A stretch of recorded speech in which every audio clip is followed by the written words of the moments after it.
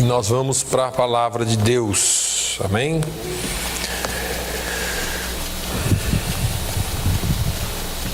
Vamos lá.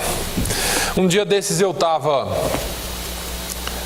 aqui em cima limpando e sempre que eu estou limpando aí eu estou orando, estou cantando, Pense num cara para fazer barulho.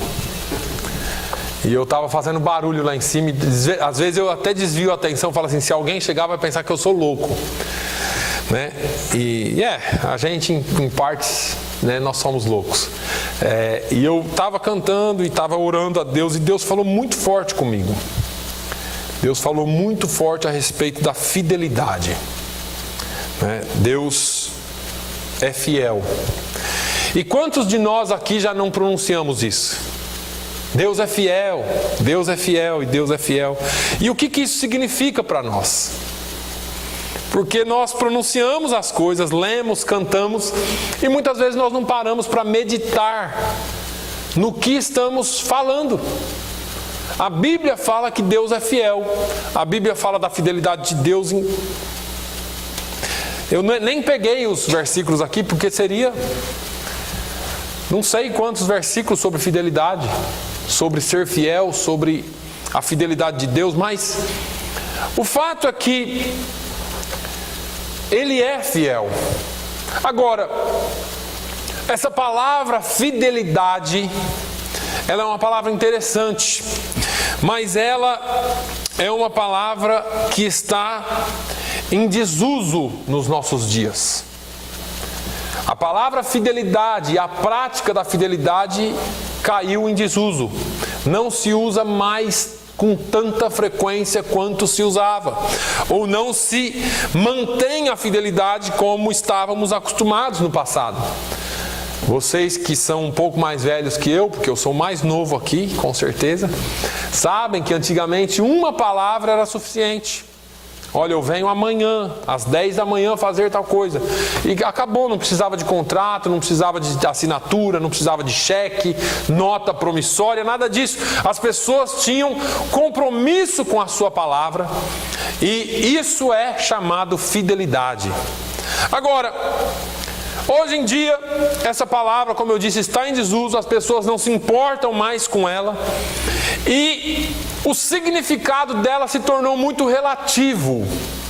O significado da palavra fidelidade se tornou relativo. Eu sou fiel dentro dos padrões morais que o mundo impõe, e não dos padrões morais que Deus impõe para nós, que a Bíblia Sagrada impõe para nós como ser fiel. Os casamentos estão deteriorados por causa da falta do uso da fidelidade. As sociedades vão se desmanchando por causa do mau uso da fidelidade ou de nenhum uso dela, e estamos vivendo um tempo em que a palavra, ou que essa palavra se tornou sem efeito, e nós não podemos confiar em quase ninguém. Se as pessoas falarem assim, fica tranquilo, eu faço isso, você espere desesperando, porque pode ser que venha e pode ser que não venha, pode ser que faça e pode ser que não faça, pode ser que aconteça e pode ser que não aconteça, e assim vai o mundo. No entanto, como povo de Deus que nós somos e como escolhidos deles, nós devemos, no mínimo, tentar sermos iguais a Ele. No mínimo, tentar seguir aquilo que o apóstolo Paulo falou: sede meus imitadores, pois como eu sou de Cristo. E olha, falar em fidelidade na vida de Jesus é algo louco para os dias de hoje. Até por isso as pessoas não veem Jesus mais como os primeiros cristãos viram, porque a fidelidade de Jesus espanta. E se eu disse aqui, se eu fosse pegar a fidelidade de Jesus desde Filipenses, quando Paulo narra Jesus deixando o seu trono e vindo, assumindo a forma de homem, se humilhando até a morte, morte de cruz, uma morte maldita, porque ele foi fiel ao Pai e ao plano que Deus tinha para nós.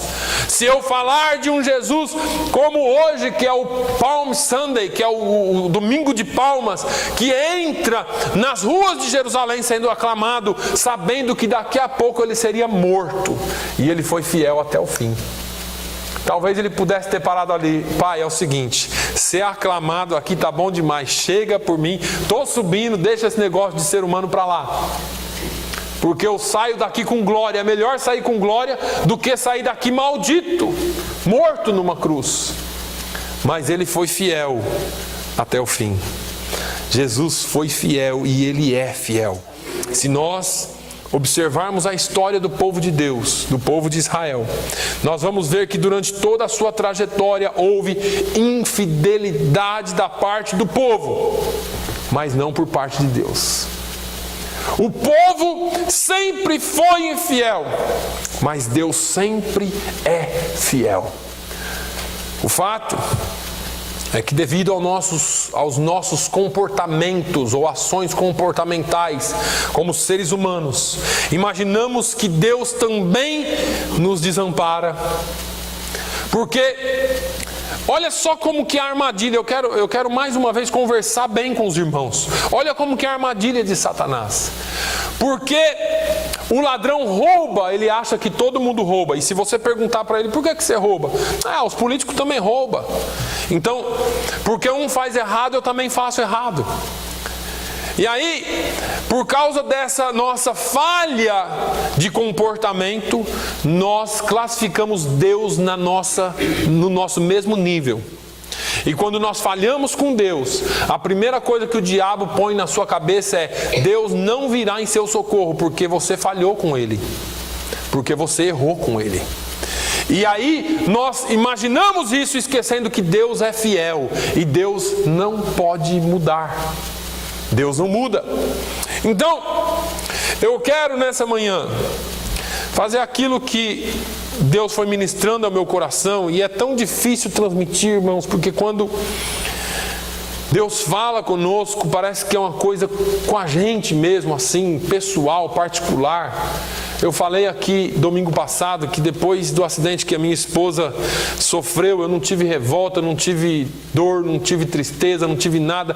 A única coisa que vinha na minha boca era um corinho antigo que fala assim: é tempo de adorar a Deus, é tempo de glorificar-te.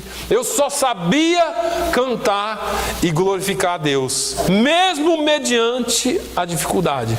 Porque nós somos infiéis, mas Ele é fiel. E o diabo diz assim: tá vendo? Agora eu quero te dizer uma coisa. Eu vou comparar essa manhã o nosso relacionamento com Deus assim como Ele comparou. Deus falou que nós somos a noiva e Ele é o noivo.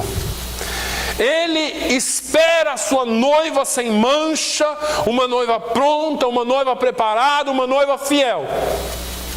E eu quero fazer um pouquinho essa comparação. Em Apocalipse 19, nos versículos 7 e 8, diz assim: regozijemo-nos e alegremo-nos, e demos-lhe glória, porque vindas são as bodas do Cordeiro, e já a sua esposa se aprontou. E foi-lhe dado que se vestisse de linho fino, puro e resplandecente, porque o linho fino são as justiças dos santos. Apocalipse 19, 7 e 8. Eu fiquei perguntando fazendo essa questão, essa pergunta na minha cabeça: como seria uma esposa pronta para o encontro? Ou como seria uma noiva pronta para o casamento? E aí a minha cabeça foi longe, né? Porque a gente imagina a noiva entrando, vestido branco, bonito, mas o que vale não é a entrada, o que vale é ali na frente do altar. Quando o sacerdote, seja ele quem for, se foi evangélico, se foi católico, o casamento é uma instituição divina e Deus está nele independente de onde seja. Não estou fazendo nenhuma... Estou tentando descrever para os irmãos que Deus está no casamento, independente de ser crente ou não. Deus fez o casamento. A bênção é outra coisa, mas Deus criou a união. A união do homem e da mulher independe de religião, independe de qualquer coisa, só depende de Deus e deles dois. É claro que eu não estou fazendo aqui dizendo para você que não existe diferença, mas eu não quero entrar nesse fator agora. O fato é que o que importa é ali na frente. E quando você estava na frente do sacerdote, ele dizia assim: você promete ser fiel à sua esposa, amá-la, cuidar dela na saúde, na doença, na tristeza, na alegria, na riqueza ou na pobreza, e assim por diante. E vira depois para ela e fala: você promete ser fiel a ele, amá-lo na saúde, na doença, na riqueza, na pobreza, na alegria, na tristeza, e as pessoas ali estão emocionadas, estão sim, eu prometo. E aí nós ficamos com esse juramento, e muitas vezes esse juramento não funciona de um dos dois lados ou dos dois lados. A questão é que, como esposa, nós precisamos melhorar a cada dia. Eu estou falando como igreja. Nós precisamos melhorar a cada dia. Nós precisamos nos preparar para um casamento que acontecerá. Nós somos a noiva do Cordeiro. E haverá um casamento, haverá um encontro final, e esse encontro exige fidelidade. O fato interessante é que, enquanto vocês são amigos, você e seu esposo, ou você e sua esposa são amigos, não importa o que aconteça, vocês são só amigos. Quando começa esse namoro, esse relacionamento mais chegado, você já não vai aceitar algumas coisas por parte dele, e ele não vai aceitar algumas coisas por parte de você. Até alguns amigos serão afastados, até algumas coisas serão tiradas, até alguns costumes serão tirados porque ela não gosta, ou porque ele não gosta. É verdade ou não é? Olha, eu não quero mais que você vá na casa daquela amiga sua, porque aquela amiga sua não é uma boa influência para você. Mas ela é minha amiga, você tem que escolher. E aí você escolhe. E nós fazemos pelo ser humano, pelo amor das nossas vidas. E muitas vezes nós não fazemos para Deus. Eu acho que você vai começar a entender o que eu quero dizer aqui. Precisamos melhorar. Porque Deus leva esse negócio de relacionamento pessoal, de casamento, esse noivado que nós estamos vivendo aqui agora, tão a sério. Deus leva esse negócio a sério, e por isso mesmo Ele comparou o encontro da sua igreja com Ele como casamento, como noivo e noiva que se encontram durante um casamento e vão se casar. Hebreus, no capítulo 13, eu errei a referência aqui na hora de digitar, mas eu lembro de cabeça. No Hebreus 13 e 4, Hebreus capítulo 13, versículo 4, diz assim: venerado seja entre todos o matrimônio e o leito sem mácula. Porém, aos que se dão à prostituição e aos adúlteros, Deus os julgará. Essa palavra é forte. Venerado seja entre todos o matrimônio e o leito sem mácula. Porém, aos que se dão à prostituição e aos adúlteros, Deus os julgará. Eu quero que você esqueça aqui um pouco a questão carnal, a questão física. Nós vamos falar da questão espiritual aqui, porque nós estamos falando de fidelidade, um casamento de Deus, de Jesus com a sua igreja. E aí, o escritor aos Hebreus fala de dois tipos de pessoas aqui. E ele não estava escrevendo para incrédulos, ele estava escrevendo para cristãos. Isso aqui, você pode falar assim, mas ele escreveu lá para os judeus. Não, ele escreveu para os judeus crentes, para os hebreus convertidos. Ele estava falando de dois tipos de pessoas que você pode aplicar isso aqui para a sua vida física, a sua vida aqui na terra, mas você tem que fazer essa aplicação de uma forma espiritual também. Porque ele fala dos que se dão à prostituição. Ele fala de pessoas que se prostituem. Eu fui buscar, todos nós sabemos essa palavra, mas eu fui buscar a correta definição dessa palavra. Usar o corpo como mercadoria, mediante remuneração, ou seja, ato sexual comercializado. O casamento de um homem e de uma mulher se dá não só no momento do altar, mas quando há o ato sexual. E qualquer traição nessa área é o top das traições, e aí é onde a Bíblia, ou Paulo, ou Jesus nos dá uma abertura para que haja divórcio. Se você for traído, ou se você trair nessa área, existe aí uma rejeição por parte do outro. E Deus está falando com a sua igreja sobre prostituição espiritual. Entenda isso. Esse é o tipo do crente que geralmente está no altar. Isso é sério. Eu estou falando para aí e estou falando para cá também. Porque quem prostitui esse relacionamento com Deus, geralmente está aqui, não está aí. Geralmente quem prostitui a palavra de Deus está aqui. Por quê? Porque com o passar do tempo, essa pessoa começa a negociar o corpo. Nós estamos falando de uma noiva. Nós estamos falando de uma pessoa que Jesus vê a sua igreja como uma noiva. Ele começa a fazer negócios com o corpo. E se você se entende como igreja e como corpo de Cristo, então você vai me entender. Porque são pessoas que passam a fazer negócios com a fé cristã.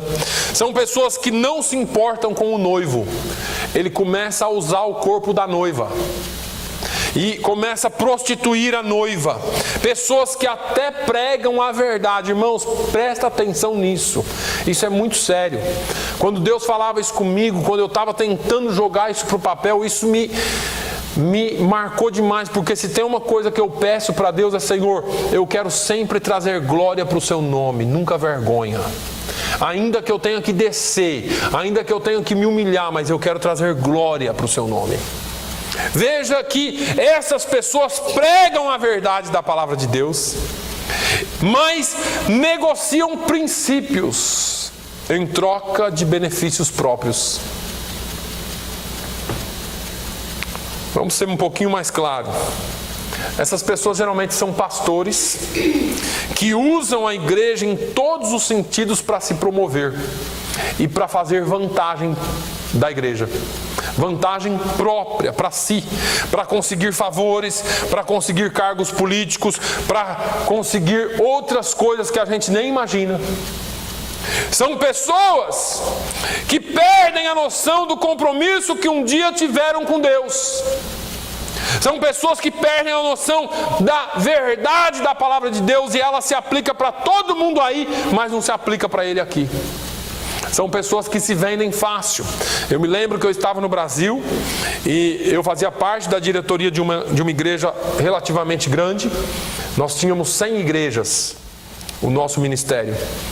E naquela diretoria, numa época de política, veio um político crente e falou: a gente precisa do apoio da igreja, tal, isso é comum, eles pedem apoio.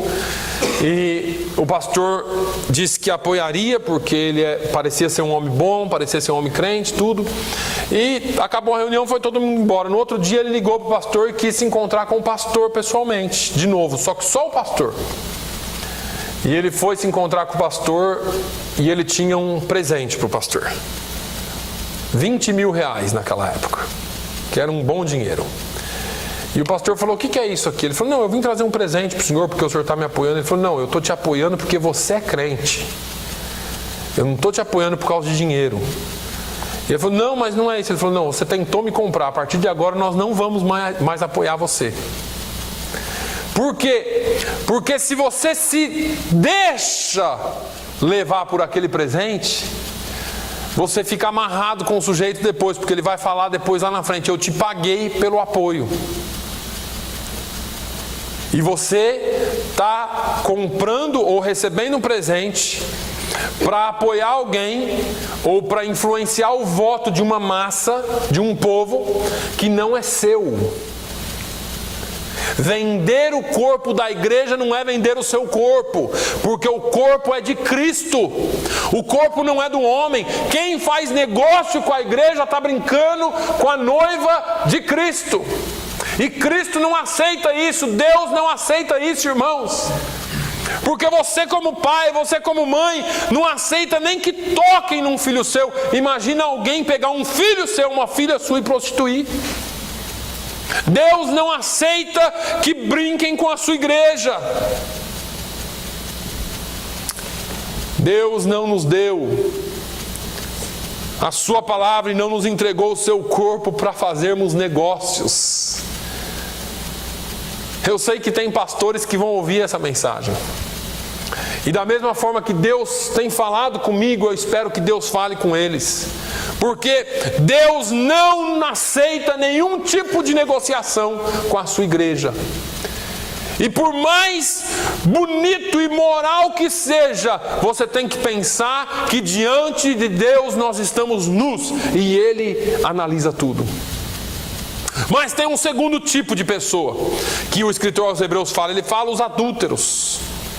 Os adúlteros é uma outra classe de pessoas que está dentro da igreja, mas já deixaram o seu compromisso com Deus há muito tempo.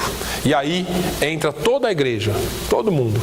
Porque geralmente a gente fala assim: negociou, fez isso, a pessoa brinca com o evangelho, faz aquilo. Mas todos nós temos uma responsabilidade. Essas pessoas, esses adúlteros da fé, da palavra de Deus, já rasgaram e já cuspiram na sua certidão de casamento com Deus há muito tempo. Tome cuidado. Pessoas que já foram crentes fiéis, mas essas pessoas foram se conformando com o mundo de tal forma e perderam a noção dos padrões determinados por um relacionamento sério com Deus.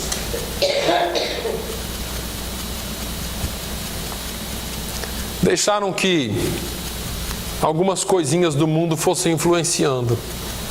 Eu vou usar aqui alguns exemplos para vocês. Você lembra antigamente quando você via... Eu vou usar aqui um exemplo que é bem polêmico, irmãos, e eu não tenho medo de falar de nada aqui. Eu estou pautado pela palavra de Deus. Você lembra de uma época que duas mulheres andavam de mãos juntas, ou era irmã ou era amiga, muito amiga mesmo? Mas quando você olhava, se você não soubesse, se você visse duas mulheres adultas segurando uma na mão da outra, você já... Aquilo era incabível. Você lembra de uma época que homem andar segurando na mão de homem? Não existia. A não ser se fosse cultural, né? Na África tem um lugar lá que o sujeito, quando é amigo mesmo, ele pega na mão e sai de mão dada no meio da rua. Mas aí não é porque é gay, não. É porque é um homem amigo mesmo. Agora...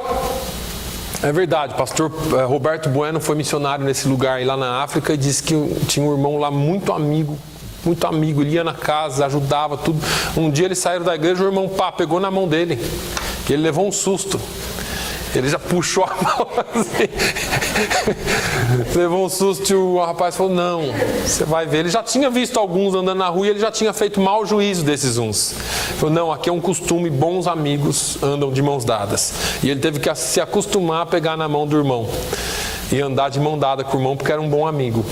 Mas é cultural, é a mesma coisa do beijo na Rússia. Mas teve uma época que aqui no Brasil isso era incabível. Hoje em dia você vê homem se beijando com homem, mulher se beijando com mulher, e parece que se tornou natural. Não é natural hoje, você nem se incomoda. Não é tão natural pra gente, a gente ainda sente aquele negócio. Mas ninguém mexe por causa da liberdade, ninguém fala nada mais, e quem trabalha em serviço que atende o público, e principalmente nós como cristãos, nós precisamos respeitar muito E você tem que aprender a dividir essas coisas. Respeitar é uma coisa, aceitar é outra. Eu não aceito essa nojeira para a minha vida, mas eu tenho que respeitar, porque são seres humanos, porque eles têm os mesmos direitos que nós temos. Agora, veja bem, eu não sou obrigado a aceitar e muito menos a concordar com esse lixo que Satanás tem imposto para a família. Porque isso é um lixo espiritual que o diabo tem lançado e a igreja tem a cada dia aberto mais as portas para o pecado. Eu não estou falando para a pessoa, entendo o que eu estou falando. Nós precisamos aceitar as pessoas, qualquer uma. O pecado que está nelas precisa ser transformado, precisa ser tirado de lado, e essa pessoa precisa ser transformada. Quando Jesus encontrou, ou quando trouxeram aquela mulher pega em adultério, Jesus deu uma palavra para ela, falou assim: olha, eu não te acuso, só que tem uma coisa, vai e não peques mais. Encontro com Jesus exige transformação. Não pode ser de qualquer jeito. Ah, eu sou isso, mas eu sou crente. Não, senhores. Ser crente é ser transformado por Deus. Quando Paulo escreve para nós irmos renovando o nosso entendimento pela palavra, ele está falando disso. Porque aquilo que você lê, aquilo que você assiste, aquilo que você vê, aquilo que você vê todo dia na rua vai transformando as suas opiniões. O diabo não é bobo, irmãos. Eu estou falando aqui de 20 ou 30 anos atrás, quando era um escândalo. Só que demorou tudo isso e hoje já não é mais. E se você falar contra hoje, você vai para a cadeia. Só que o diabo, ele é um ser também eterno, como nós somos. E ele vai trabalhando na humanidade. Ele vai lançando, ele vai lançando, ele vai lançando. E um dia nós vamos aceitando aquilo. Porque alguém falou assim, alguém disse um dia, você não pode ser quadrado assim, você tem que aceitar. Afinal de contas é a evolução. Essa evolução satânica de um mundo que jaz no maligno, de um mundo que está perdido nas trevas do pecado. Isso não serve para a igreja do Senhor. Isso não pode entrar na igreja de Deus. Eu disse aqui há uns dias atrás, essa semana passada, a Igreja Presbiteriana dos Estados Unidos aceitou o casamento gay. E essa semana mesmo já tem 2 pastores deles se casando, 2 homens. Igreja Presbiteriana, que sempre foi pautada na palavra, abriu as portas para o homossexualismo.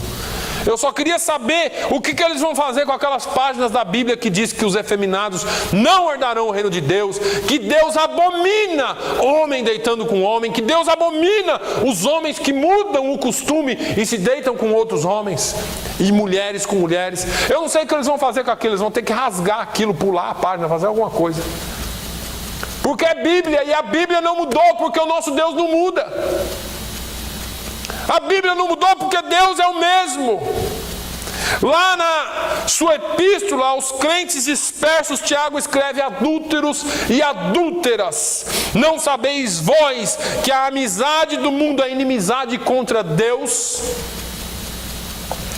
E aí vem a paulada final: porque qualquer que quiser ser amigo do mundo constitui-se inimigo de Deus. Ah, não, temos que aceitar tudo. É tão bonitinho aquele casalzinho de Bambis. É tão bonitinho aquelas 2 ali. Ai, eles são tão legais. Eles são tão isso. E a gente vai aceitando, porque, irmãos, eu não sou contra a pessoa. Eu deixo isso bem claro, irmãos, porque eu sei tratar bem qualquer pessoa e eu sei aceitar qualquer pessoa. Eu sei que isso pode existir dentro das nossas famílias. Eu sei disso, nós oramos para que não aconteça. Eu sei que o pecado ele entra onde a gente menos espera. Mas entenda uma coisa, você aceitar a pessoa e amar a pessoa é uma coisa, amar o pecado é outra. Um pai um dia desses me ligou lá do Brasil e disse assim: Naline, a minha filha está morando com uma mulher. Ela separou do marido e está morando com uma mulher. que eu faço? Eu não estou suportando olhar para a cara dela. Ela cuspiu no nome da nossa família. Falei assim, você está errado. Você é pai, você precisa amá-la do jeito que ela é, do jeito que ela está agora.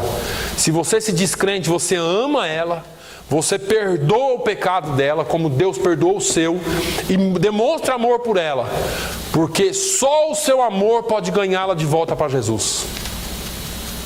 Não é aceitar o pecado, não, irmãos. Existe uma diferente. E eu falei para ele, olha, se ela vier te pedir opinião como pai, você vai falar assim, ó, o que você está fazendo é errado, e se você não mudar, você vai para o inferno. Mas como pai eu te amo. Porque é assim que funciona. Nós não podemos odiar a pessoa. Eu não te aceito mais porque você agora é diferente de mim. Senão nós deveríamos odiar todo mundo que comete pecado, inclusive nós mesmos. Agora, precisamos entender que existe uma diferença entre pessoas e pecado. A pessoa tem que ser amada. Pode ser um filho teu, um sobrinho teu, um irmão, uma irmã, seja quem for. A pessoa precisa ser amada, mas o pecado tem que ser exposto. E não é ficar jogando na cara toda hora. Uma hora você vai ter a oportunidade de dizer assim, olha, o seu pecado vai te levar para o inferno. Eu te amo, mas o seu pecado vai te levar para o inferno, e essa é a minha preocupação. Essa é a minha preocupação. Porque quando eu falo com os meus filhos, eu falo dessa forma, irmãos. Eu não escondo nada dos meus filhos. Eu falo com os meus filhos exatamente isso, a decisão é sua. Eu, sendo salvo, não te faz salvo. Eu posso te dar o exemplo. Eu posso te ajudar em oração. Eu posso te ensinar a verdade. Mas a decisão tem que ser sua. Você decide se você vai para o céu ou se você vai para o inferno. E não é porque é filho que as coisas têm que ser, mas, não, tudo bem, tal. Não. Está errado, tem que ser exposto o erro. Mas tem que ser amado. É filho, é amigo, é irmão, tem que ser amado. Agora, nós vamos aceitando. E o pior de tudo, sabe o que é? É quando acontece dentro da nossa família. Porque algumas vezes acontece, irmãos. Eu não estou aqui ministrando maldição na sua vida, não. Eu repreendo em nome de Jesus qualquer coisa dessa da nossa vida. Mas de vez em quando acontece, porque essa pessoa que me ligou do Brasil é mais chegado que um irmão meu, e eu jamais imaginei que aquela menina fosse fazer isso. Eu vi ela crescer, eu dei aula para ela. Agora, por causa disso, eu não prego mais sobre homossexualismo ou contra ele, porque tem alguém muito próximo. E eu não posso pregar. Não, pelo contrário. Eu prego sim. E se alguém falar assim, mas lá na sua casa, mas isso não tem nada a ver. Eu continuo crendo na verdade. Eu continuo crendo que a palavra de Deus é verdade. Qualquer que quiser ser amigo do mundo, constitui-se inimigo de Deus. Irmãos, isso é sério. Isso é sério. Você está na igreja, eu estou na igreja, mas a nossa vida está assim, sabe? De vez em quando eu dou uma escapadinha lá. Mas eu não posso fazer isso só porque eu sou crente. Mas eu não posso, sei lá, fazer qualquer coisa só porque eu sou crente. Paulo disse que eu posso fazer todas as coisas. Posso qualquer coisa. Só que nem tudo me convém. Eu posso pecar? Posso. Posso fazer o que eu quiser. Principalmente aqui, que cada um cuida da sua vida e ninguém está nem aí para ninguém. Só que nem tudo me convém. Porque não são todas as coisas que são boas para mim. Porque não são todas as coisas que eu posso fazer que vão me levar para o céu. Pelo contrário. Agora veja bem. Quando Adão e Eva pecaram, eles pecaram por quê? Porque deixaram-se conformar, ou se conformaram com a palavra de alguém. Vocês percebem que a palavra, ela vai conformando a gente? Ela vai, de tanto alguém falar uma coisa, você vai aceitando aquilo? De tanto alguém falar que isso é bom, vai chegar uma hora que vai ser bom, se você for aceitando aquilo. Se você deixar de ler, se você deixar de estudar a palavra de Deus, acontece isso. Rapaz, vamos lá para a festinha lá. Vamos lá. Todo dia. E você nunca dá um chega para lá. Você nunca dá um chega para lá. Lá no seu trabalho, as moças, vamos lá, aí seu marido nem vai ficar sabendo. Se começar, irmãos, esse negócio de não ficar sabendo, isso aí já é traição. Isso aí já está errado. Veja que quando eles pecaram porque eles foram se conformando com os pensamentos que invadiram a sua mente após Satanás falar na boca da serpente. Então o diabo vem e joga. Isso aí não tem nada a ver não. Sabe por que Deus falou que você não pode comer isso aí? Porque o dia que você comer, você vai ser igual a ele. Você vai ter conhecimento de tudo. Você vai deixar de ser inocente, bobão como você é. Parece bobo, rapaz. Nunca fumou maconha? Fuma aí um pouquinho. Parece que é bobo. O quê? Você nunca traiu? Você não sabe o que é bom. E aí, vem esses pensamentos e aquilo, se você não repreender aquilo em nome de Jesus, aquilo vai ficar martelando. E aí as pessoas vão se conformando com os pensamentos ruins. Vão se conformando com as coisas que Satanás lança todo instante na sua mente. E assim, muitas pessoas vão se deixando moldar pelos padrões do mundo. E aí, nós esquecemos que essa amizade com o mundo é inimizade contra Deus. Nós esquecemos que Deus não aceita dividir você com ninguém. Deus é ciumento. Deus tem ciúme de você, como seu marido tem de você e como sua esposa tem de você. Deus não aceita essa divisão.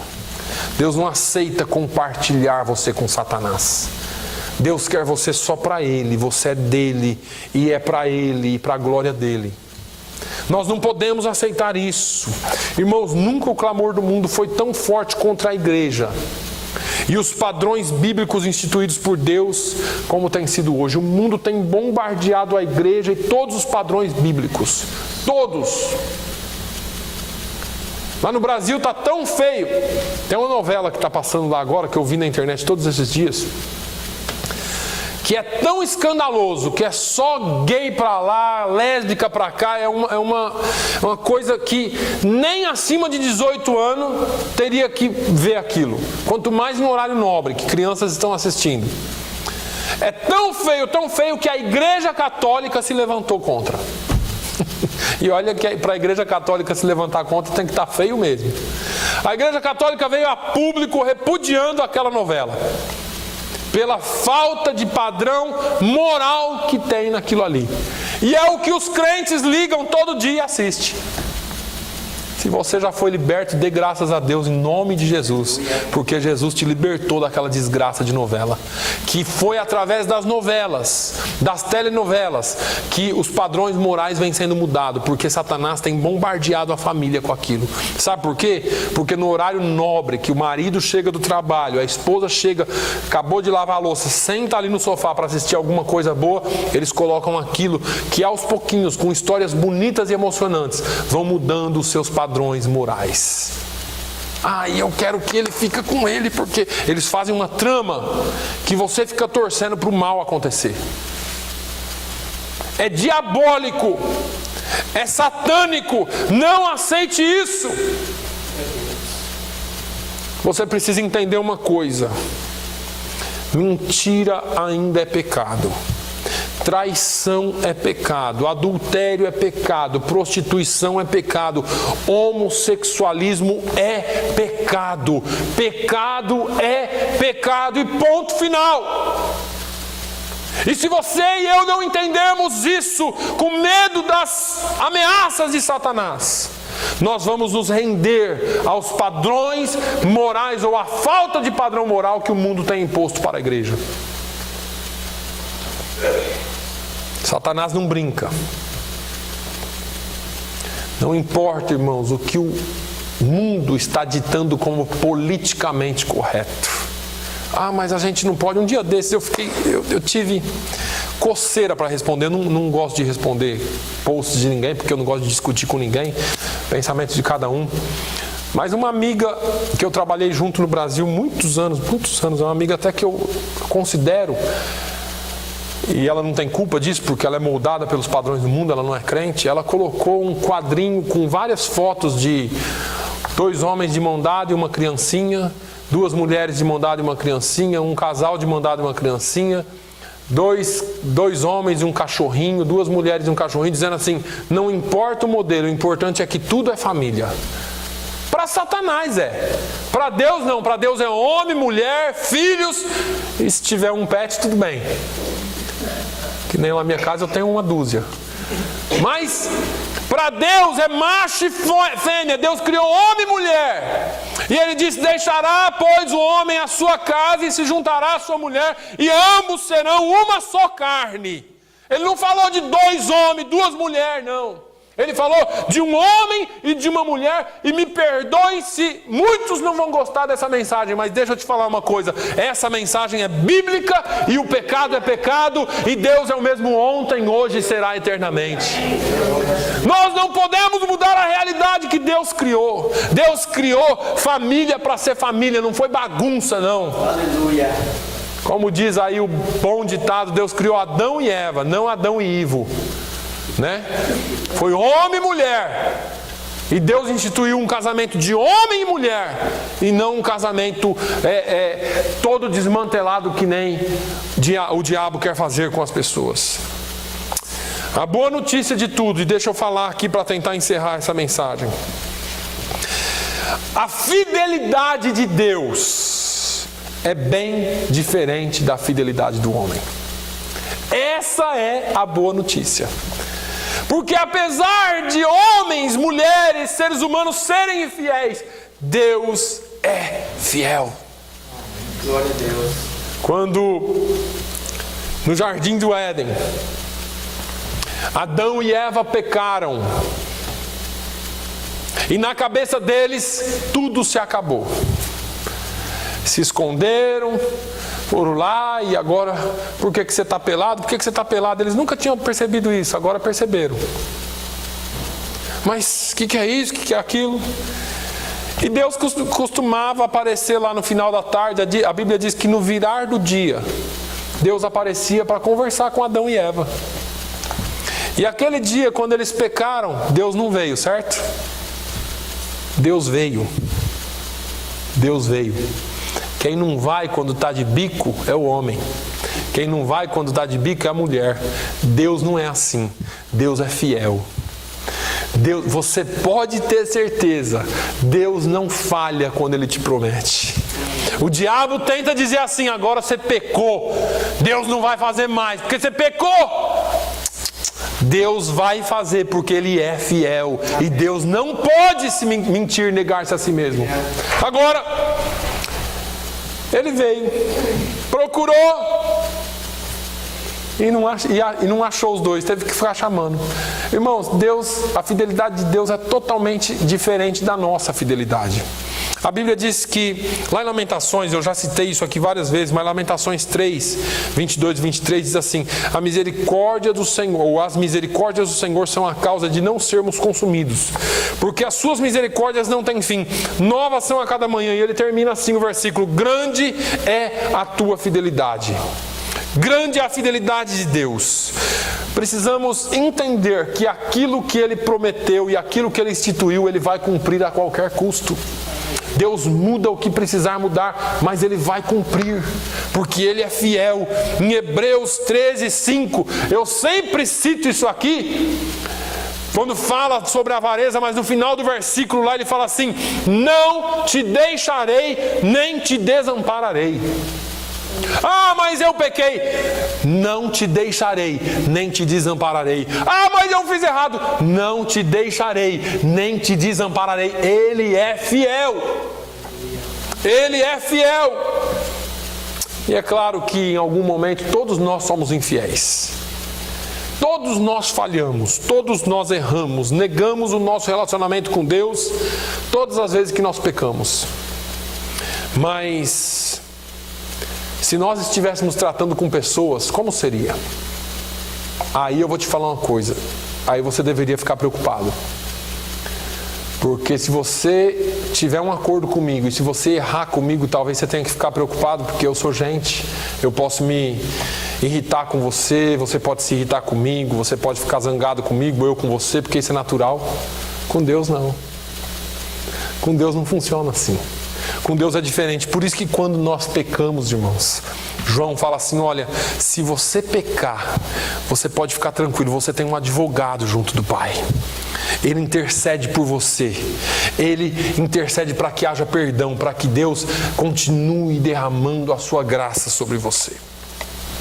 O fato é que tratando com Deus, segundo Paulo escrevendo a Timóteo na sua segunda carta, no capítulo 2 e 13 diz, se formos infiéis, Ele permanece fiel, porque Ele não pode negar-se a si mesmo. Se Deus disse que Ele é fiel, é porque Ele é fiel.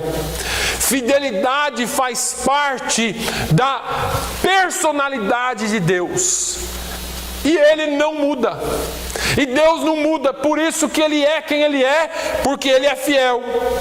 Faz parte da sua natureza, é um dos seus mais lindos atributos, é a fidelidade. O que Ele falou que vai fazer. Faça chuva, faça sol, chova canivete aberto, aconteça o que acontecer, Deus vai cumprir, porque Ele é fiel. Aleluia. Ele é fiel, não muda, pronto. Precisamos sempre nos lembrar disso, irmãos. Tem gente que deixa a igreja por causa da infidelidade de outros. Tem gente que deixa a igreja por causa de confusões que outras pessoas causam. Em Romanos 3, nos versículos 3 e 4, diz assim, pois que? Ou tipo assim, e daí? Se alguns foram incrédulos e a sua incredulidade por acaso aniquilará a fidelidade de Deus? Ele diz assim, de modo nenhum, sempre seja Deus verdadeiro e todo homem mentiroso. Diante de Deus é assim. Diante de Deus, nós não somos fiéis, nós não somos irmãos, nós não temos como nos comparar à fidelidade dele. Agora deixa eu te falar uma coisa, você precisa se apegar e você precisa entender a fidelidade de Deus, porque se depender de mim, você sai da igreja. Se depender do Manuel, da Alzira, do Antônio, de qualquer um, a gente é tudo falho. A gente pode cometer erros, só que Deus permanece fiel. Deus não muda, Ele é o mesmo, irmãos. A fidelidade de Deus é a mesma. E é nisso que eu e você precisamos estar seguros. Só para encerrar, lembre-se do que Jesus fez. Jesus, Ele morreu na cruz, como eu disse aqui no começo. Ele entra em Jerusalém naquele domingo e Ele é todo cheio de glória, todo glorificado. Os homens, as mulheres lançando palmas, roupas, flores, seja lá o que for, e clamando, Hosana, Hosana, bendito é o que vem em nome do Senhor. E Jesus entra numa caminhada de glória. Uma semana depois, ou na sexta-feira, Jesus estava sendo morto pelos mesmos. Aquelas mesmas pessoas gritaram, crucifica-o, crucifica-o. Por que que ele foi até lá, sendo Deus? Por que que ele caminhou até a morte sendo Deus? Por que que ele amou você e a mim, mesmo não tendo que obedecer a ninguém? Porque ele foi fiel a um plano para salvar a minha e a sua vida. Porque ele foi fiel e a fidelidade dele não muda. É para sempre. E ela vai eternamente para que eu e você fôssemos salvos. Amém. Deus encarou a morte por você. Ele deixou o seu trono e veio para a cruz por você, para ser fiel a você, para dar a vida que você e eu não tínhamos direito. Ele morreu a sua morte para que você tivesse a vida que Ele tem para você. Então não desista, ainda que você for infiel em algum momento. Ainda que você for bombardeado ou bombardeada em algum momento, não desista. Você pode falar com Deus, Senhor, eu agora estou dependente somente da Tua fidelidade. Eu creio e dependo e ponho todas as minhas forças e confiança na Sua fidelidade. Amém? Que Deus abençoe a sua vida. Pai, nós Te louvamos, engrandecemos o Teu nome, agradecemos-Te por tudo que o Senhor é. Tu és fiel, Senhor, e o Senhor não muda, o Senhor não pode mudar. O Senhor é o mesmo ontem, hoje e eternamente. Eu te louvo, eu te agradeço por isso. Senhor, dê-nos uma semana abençoada, leva-nos em paz, que a Tua bênção seja sobre as nossas vidas e que o Teu nome seja glorificado em nós. Obrigado pela Tua fidelidade, é o que eu te peço e te agradeço no nome de Jesus. Amém. Que o amor de Deus, a graça do nosso Senhor e Salvador Jesus Cristo, a comunhão e as consolações do Espírito Santo seja sobre todo o povo de Deus, hoje e sempre. Todos digam amém. Amém.